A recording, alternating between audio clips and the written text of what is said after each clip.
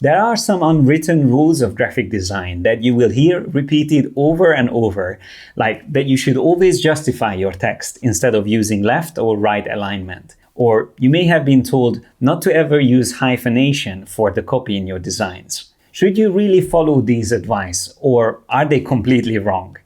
Join me to find out the truth.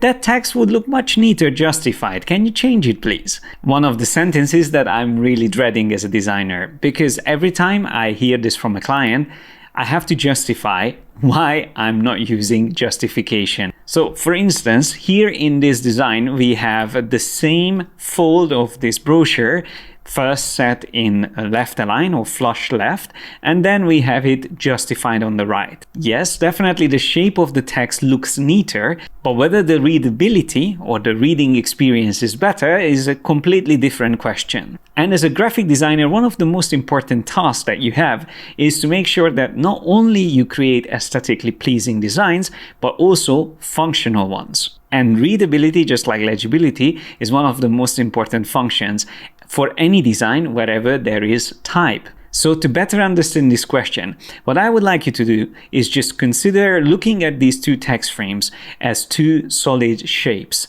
So forget that this is text that you can read. Instead, imagine that this is just a texture. And when you look at it like that, we can immediately see that the left aligned version has a soft edge on the right and a hard edge on the left, while the justified text has hard edges on both sides.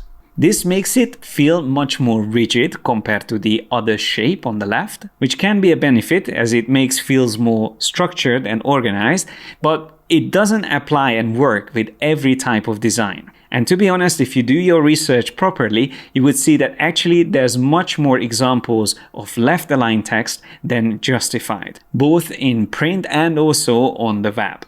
Now, one of the reasons why left or right aligned text is easier to read than justified is because it's easier to follow where you are currently in the text, since each line is slightly different in length, which means that when we are reading and reaching the end of a line, jumping back, we will remember the previous line being longer, and it helps us orientating between the lines and make sure that we don't lose where we were.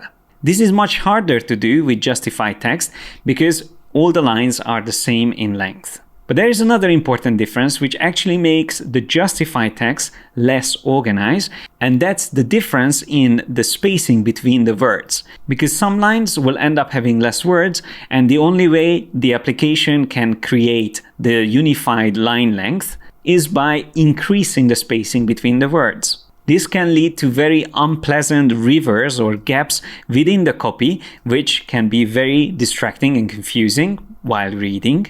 So while you are concentrating creating an aesthetically pleasing shape with using justification, you end up creating these gaps, which makes the design actually more disorganized. So in case you decide to use justification, there's a couple of additional features that you should pay attention to improve the overall visual quality and flow of your text. And to be able to demonstrate this to you, I'm going to set this text frame here on the left also to justified. So at the moment they are identical, but we will be working on this one here on the right and we will introduce those improvements. So one of the things that I always recommend to use together with justification is hyphenation. And this is actually also another controversial thing, which you would hear a lot of creatives say, you shouldn't have hyphens in your text. However, this again is not a general rule. It depends whether it will improve the overall quality of the text or not. So let's see if I introduce hyphenation, which you can do by pressing the shortcut Command-Option-Shift-H or Control-Alt-Shift-H on PC. And simply by introducing this already, the spacing between the words is getting better. So this was before and this is after. Just ever so slightly, we are getting a little bit more balanced spacing between the words. But there are a couple of issues that we introduced here. By default, InDesign's hyphenation is not the best because we will end up creating these short words or short parts of words at the end of the lines. So when you have two characters on their own, it's not a good reading experience. So So to improve this, we can select the Type tool by pressing T on the keyboard and go to the additional options by clicking on this icon here and choose Hyphenation. And in this dialog box, it's also worth turning on the preview option just so you can see what you're doing. And normally I like to increase this option after first to 4 letters. And immediately you can see that instead of having those short initial parts separated from the rest of the words, now we have minimum 4 characters visible at the end of each line. So this was before and this is after. And similarly, I also don't like to see the last 2 letters separated of words when I hyphenate. So this is again something I normally increase up to 3. With this first option, you can also control how long a word needs to be for it to be able to hyphenate. But for this, the default 5 letters is actually a good setting. And for larger amounts of text, there's also a really cool setting here with which you can quickly control whether you would like to see better spacing or fewer hyphens. For this, I'm just going to keep it in the middle and I'll click OK. And at the moment, we can't really see that much difference. But since we introduced hyphens, I don't want to forget another important option. And this is something that's quite hidden away. You will find it under the Type and Tables Story panel from the window menu. And it's a feature called Optical Margin Alignment. Once you turn it on, the main thing that you will notice is that the hyphens are now aligned outside of the text frame. And since we are using justification, this is needed to make that line on the right even more straight. So when I turn it off or turn it back on, we will see that difference. I'm just going to deselect this frame and let's see again before and after. So as I said, it is very subtle, but it also works with quotation marks. So if this whole paragraph, for instance, was a quote, you will see that that quotation mark in the beginning is also outside of the frame. It's also called Roman hanging punctuation, if you're interested in typographic terms. But we are not done yet because we still have to refine the most important settings for justification. So again, I use the Type tool having this text frame selected and then go to the additional settings here on the right and choose justification. Notice the keyboard shortcut for that, the 3 modifiers together with J. Once I select that, again, I am making sure that the preview is on. And this is definitely one of those dialog boxes that most designers don't really pay attention to. And mainly because it's not so intuitive what we can achieve with it. But by tweaking these values slightly, you can greatly improve the quality of justified text. I am excited to launch my 12-week-long graphic design starter bootcamp, a unique self-paced online training program for beginners. Instead of overwhelming you with hundreds of hours of video lessons, you will only need to dedicate a few hours each week to study. Most courses concentrate on a single application or tool, while in this bootcamp, you will learn to work with Adobe Photoshop, Illustrator, InDesign, and XD simultaneously. Completing the creative projects each week will significantly improve your understanding of everything you learn. You are also encouraged to share your final designs with fellow students in our private starter community and even showcase them in your creative portfolio. Click on the link above to find out more about the bootcamp and how to get started. But now, let's jump back to the tutorial. So for each of the 3 main settings here, we have 3 separate values: the minimum, desired, and maximum numbers. Let's start with letter spacing. By default, InDesign is actually very strict and it doesn't allow any letter spacing to happen when we are using justification. So that means that the tracking, or you can also call it kerning, is not affected at all. However, I actually like to tweak this, and by setting the minimum to -2 and the maximum to 4, we give a little bit more leeway for InDesign to improve the balance or flow of the text. And if I turn off preview and turn it on, you can already see that this actually improved quite a lot in removing all of those gaps that we talked about. So that was before and that is after. Not to mention that we are also reducing the amount of lines necessary for the text, which is always a good thing because you end up having more space to introduce other visual elements in the design. But let's not stop here because we can also adjust the glyph scaling settings. Once again, this is a very strict setting by default, so we are not letting the characters to scale up and down at all with these current 100% values. But if I reduce the minimum to 98% and then the maximum to 102, then once again we introduced a tiny amount of tolerance for the characters to scale up and down whenever it's necessary, which once again ever so slightly but further improves the flow of the text.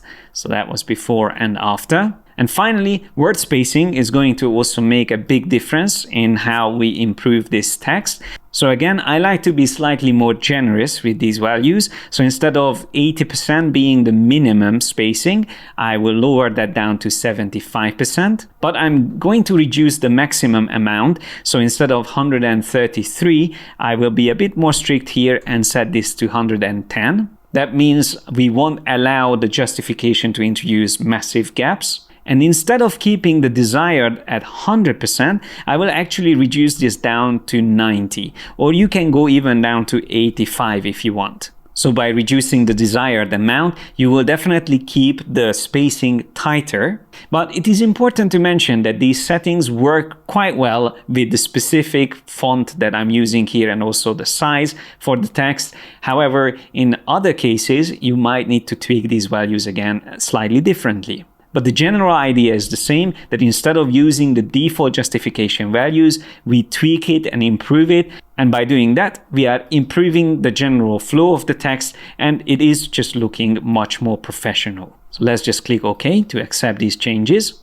And there's one final piece of the puzzle that's also very important to mention, which is the composer setting for your paragraphs. Now, by default, this is again a setting that you can find here in the additional options. It is always set to the Adobe Paragraph Composer, while there is another useful option called Adobe Single Line Composer. So let me show you what's the difference here. If, for instance, I would like this word on to be already together with the other words in the next line, I could add a soft break or soft return here using Shift-Enter. But by doing that, notice how not only the lines underneath are going to all change, but even some of the lines before it will adjust themselves. This is because we have the paragraph composer on by default. But if I undo this change, and I have the whole text frame selected, using the type tool, I select single line composer now. This already adjusts the text slightly. And if I now come in here and maybe want to move this word to the next line, again, using soft break, as I'm doing that, notice that nothing else is changing apart from the very next line. So I have much more control over what's happening throughout this text frame, which I would recommend for smaller amounts of text like this one, but I probably would still keep using the paragraph composer for larger amounts of text like in a book or a catalog or even in a magazine. And finally, just to circle back to our original text frame here, if I set this back to left aligned, there's of course also a couple of ways you can improve the quality of text using this alignment. So while for justification, I recommend using hyphens, here I don't think it's necessary to introduce them unless you have a very narrow measure or line length, which I can demonstrate easily. If I just drag this in, maybe you have text set like this, or maybe even a bit further out.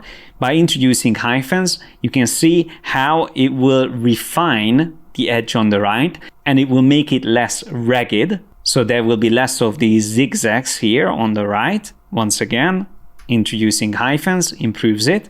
But if you have enough measure or line length, I don't think hyphens are necessary for left or right aligned text. Instead, what you should do is again from the additional settings to choose the Balance Ragged Lines option, which will result again in a slightly more refined edge on the right side. So that was before and this is after.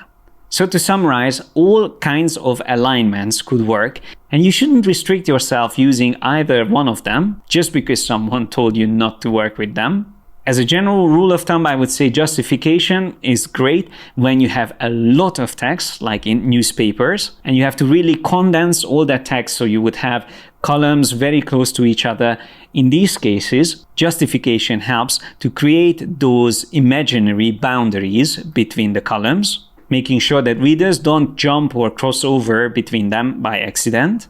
While in magazines, where you can afford to have a little bit more space or gutter between your columns, it might already look better if you're using left-aligned text. Thanks a lot for watching. Like and share this video if you enjoyed it. Don't forget to subscribe and hit the bell icon to get notified whenever we release new videos. Click on the link on my right and start your membership today to get access to over 200 hours of training courses and personal mentoring by me and my team of creative professionals. Have fun learning, guys, and I will see you in the next one.